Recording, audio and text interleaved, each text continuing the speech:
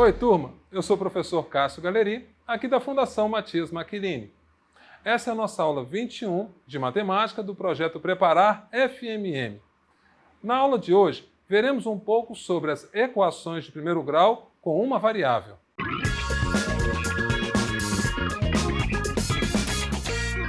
Alexander Henry Hind foi um arqueólogo e egiptólogo nascido em 1833 nas Terras Altas, na Escócia.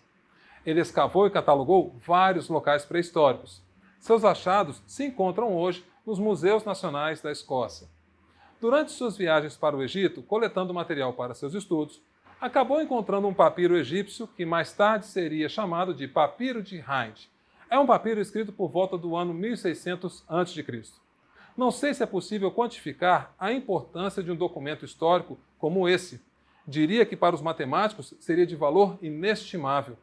O seu primeiro volume contém referências para uma coleção de 21 problemas aritméticos e 20 algébricos.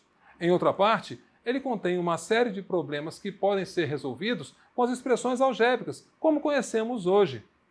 Documentos históricos como esse nos mostram o quanto civilizações antigas, como os egípcios, possuíam uma matemática bem desenvolvida. Bem, vamos à aula.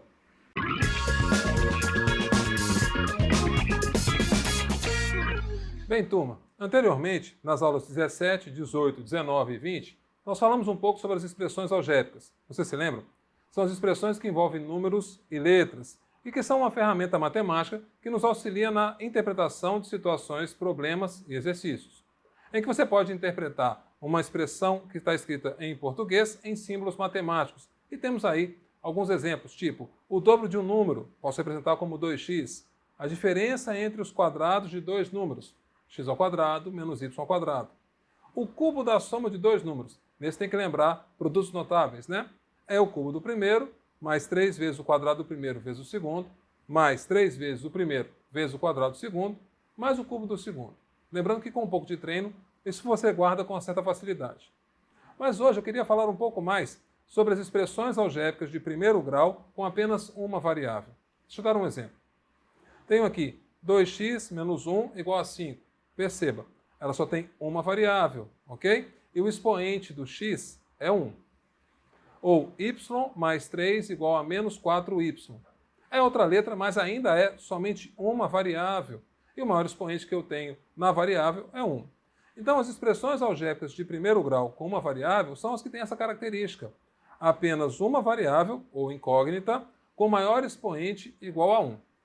É diferente quando eu tenho uma expressão algébrica do tipo A mais 2AB mais 5 igual a C. Aqui, nós temos mais de uma variável ou incógnita. Então, não é assunto da aula de hoje. Ou então, y ao quadrado menos 2y mais 1 igual a 0. Nessa daqui, você tem somente uma variável, mas o maior expoente é maior que 1, ok? Pois é uma equação de segundo grau. Nós vamos ficar nessa aula trabalhando somente com as expressões algébricas de primeiro grau com apenas uma variável.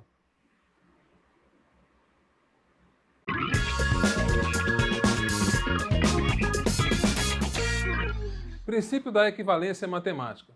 Nessa parte, gente, eu vou usar um pouquinho de raciocínio lógico. É o seguinte, a equivalência é uma relação de igualdade lógica entre duas afirmações de tal forma que uma só é verdadeira se a outra também for. É a ideia da igualdade. Eu costumo dizer para os meus alunos que duas coisas só são iguais quando são iguais. Deixa eu dar um exemplo.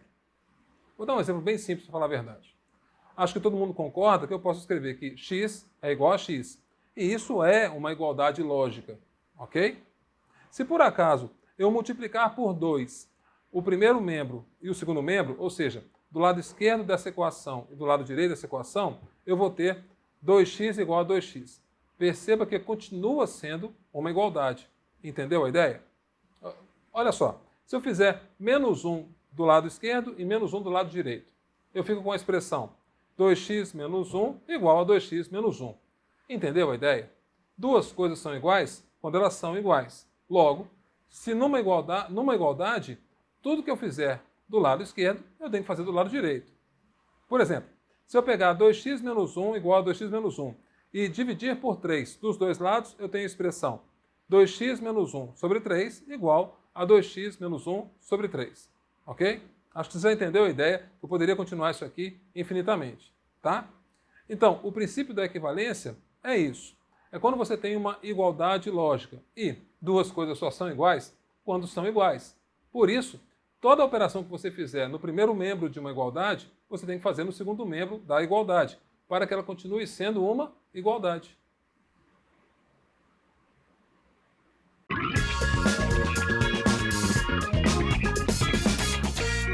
Resolvendo equações. Exemplo. Resolva as equações abaixo. Tenho y menos 3 é igual a 6. Quero resolver essa equação, y menos 3 é igual a 6. Gente, eu sempre vou utilizar o princípio da equivalência matemática. Eu gosto de ressaltar isso porque, só para tirar um vício que alguns alunos têm, não existe a operação passa para o outro lado e muda o sinal. Essa operação não existe. Só existe somar, subtrair, multiplicar e dividir. Então, para que uma igualdade continue sendo uma igualdade, por exemplo, para que y menos 3 igual a 6 continue sendo uma igualdade, se por acaso eu somar 3 no primeiro membro, eu tenho que somar 3 no segundo membro. Deu para entender a ideia? Somando 3 dos dois lados, eu chego em y igual a 9. E terminou a equação. Eu sei que parece muito simples, mas tente entender a importância do conceito. Se eu quero achar o valor da variável ou incógnita, não existe passa para o outro lado. O que existe é o princípio da igualdade ou o princípio da equivalência. Ok? Toda operação que você fizer do lado esquerdo, basta fazer do lado direito também. Joia? Letra B. 3x menos 4 é igual a 8. Então, se por acaso eu começar assim, vou somar 4 do lado esquerdo e 4 do lado direito. Ok? Então, 3x menos 4 mais 4 igual a 8 mais 4 fica 3x é igual a 12. Deu para entender? Ora, qual é o contrário de multiplicar por 3? Não é dividir por 3? Então basta dividir por 3 do lado esquerdo e do lado direito. Deixa eu fazer uma pergunta aqui. Percebe que eu não estou passando para o outro lado 3? Segunda pergunta. Percebe que o 3 era positivo e na hora que eu dividi dos dois lados, eu ainda dividi por um 3 positivo? Então não tem essa história de que inverte o sinal. Isso não existe. O que existe é um negócio chamado igualdade. Então duas coisas só são iguais quando elas são iguais. Toda operação que você fizer do lado esquerdo, você faz do lado direito. Beleza? Continuando aqui. Pegando então a equação 3x igual a 12 e dividindo por 3 dos dois lados dessa igualdade, eu tenho que x é igual a 4. E terminou a conta. Beleza? Mais um exemplo. 5a mais 8 igual a 8a menos mais 14. De novo, 5a mais 8 igual a 8a mais 14. Então, nesse primeiro momento, eu vou fazer assim. Eu vou subtrair 8a dos dois lados dessa igualdade. Lembra que 5a menos 8a vai ficar menos 3a. E continuando a expressão, menos 3a mais 8 é igual a 14. Joia? Nesse ponto, vou subtrair 8 dos dois lados dessa igualdade, ficando com menos 3a igual a 6. Agora vem a pergunta. Qual é o contrário de multiplicar por menos 3? Percebe que agora eu tenho que dividir por menos 3? Não vou inverter o sinal? Então, dividindo por menos 3 dos dois lados dessa igualdade, tenho que a igual a menos 2.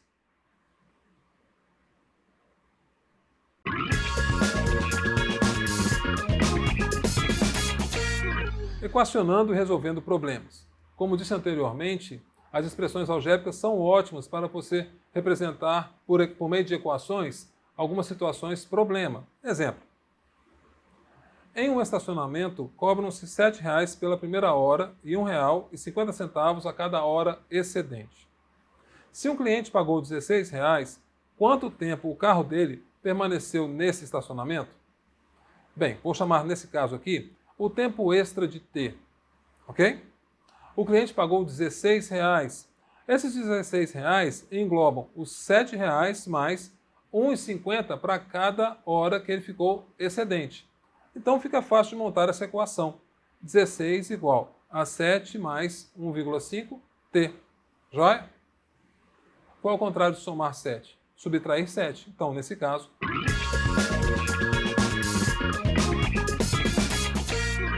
equacionando e resolvendo problemas. Lembra que eu falei antes que as expressões algébricas são ótimas para auxiliar na resolução de problemas? Olha só o exemplo.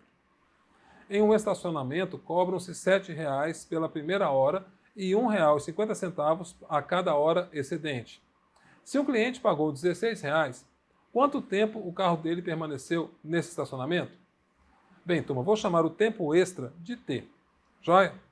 Ele pagou R$ 16,00. Esses R$ 16,00 englobam os R$ 7,00 pela primeira hora, mais R$ 1,50 para cada hora excedente.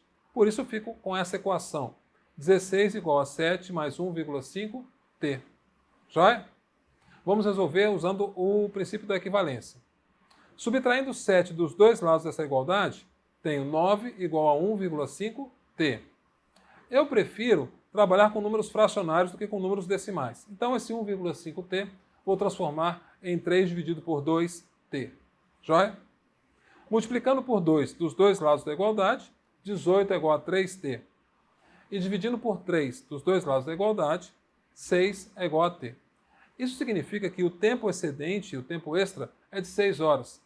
Portanto, o carro do cliente ficou no estacionamento um total de 7 horas. E aí você circula a resposta.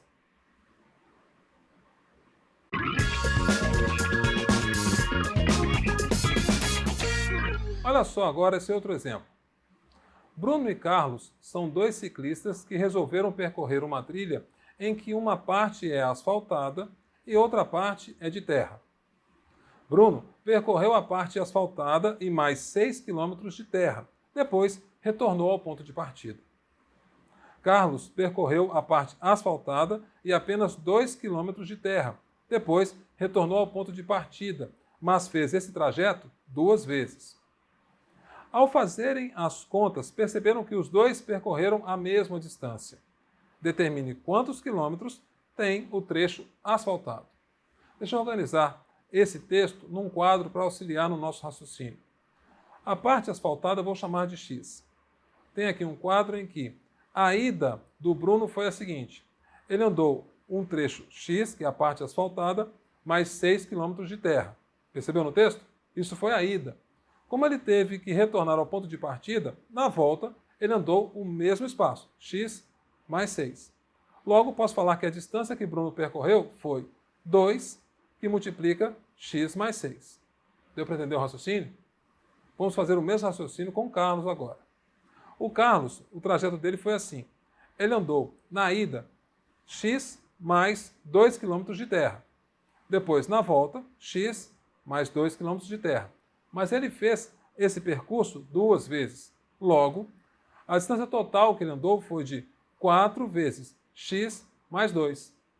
Como o texto diz, ao fazerem as contas, perceberam que os dois percorreram a mesma distância. Então, basta igualar essas duas expressões.